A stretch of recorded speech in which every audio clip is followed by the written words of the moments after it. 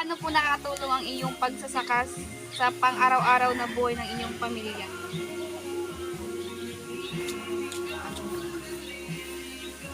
Paano man, hindi man nila makapag, sabi, tulong kasi ang trimestre, kung magsasaka, trimestre man lang ma-harvest. Ay, wala man rin pangabuhay sa araw-araw.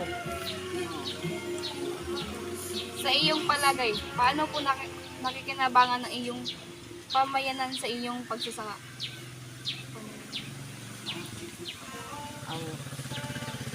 Kailangan talaga kayo kung kailangan mo ang tao na magsaka ng kailangan mahanap ka din ng tao para magsaka. Ano po ang madalas ninyong nagiging problema sa pagtatanim o pag-aani? Abono. Kasi pag wala kang abono, hindi naman maganda ang tubo. Nakakaranas po ba kayo ng kakulangan sa tubig, pataba o ibang pangailangan sa pagsasaka?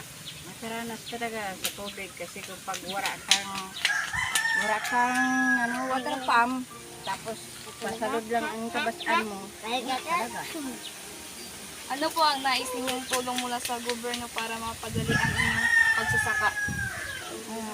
Ang gusto lang naman namin kung ang magkaroon ng water pump, abono, para maganda naman ang ani ng mga produkto sa tubig.